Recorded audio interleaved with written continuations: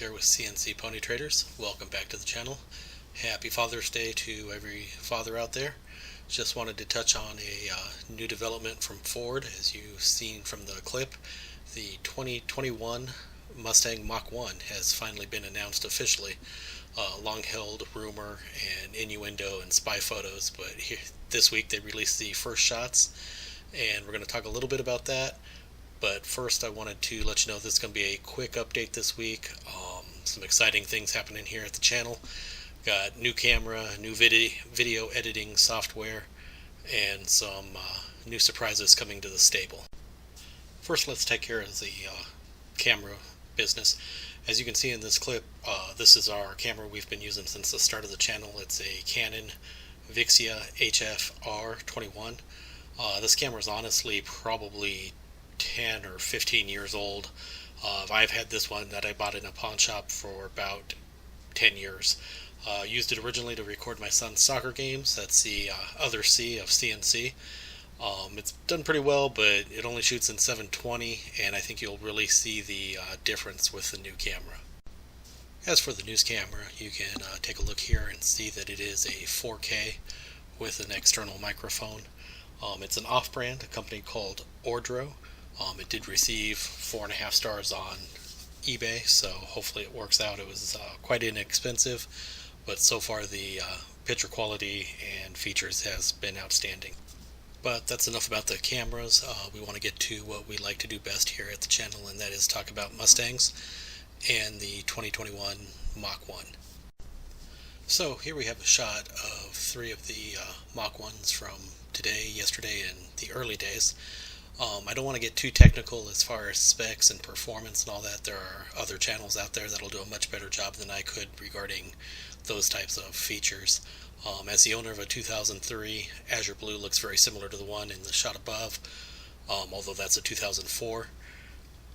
Just want to give you my impressions on the styling and some of the key features. Although Ford did promise that this would be the highest performance 5-liter in the lineup, it kind of underdelivers in that area, is my opinion.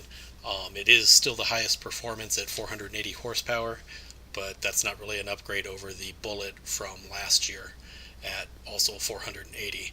They did upgrade some of the cooling features with some Shelby GT350 parts as far as oil cooling and transmission cooling and things of that nature. So long term on the track, it'll probably perform a little better than the Bullet would have just from the cooling factors, but raw horsepower, it's almost identical to the Bullet from last year.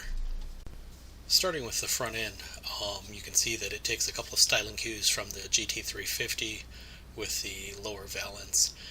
The first thing that most fans are going to notice right off the bat is the lack of a shaker hood scoop. Checking out some of the other channels here on YouTube, that's the complaint I hear most often. And being as I have a shaker hood scoop on mine, it's something I would have liked to have seen carried over. It's probably not the most efficient air induction system on the market today, but it does say Mach 1 right off the bat if you're even 20-30 feet away. Moving on to the side, the lower stripe looks very reminiscent of the 03-04 Mach 1 styling. The Mach 1 badge on the fender, it's hard to tell from the photo, but it might be just a tad on the large side for most people's taste. But overall, it's not the worst thing I've ever seen on the side of a car.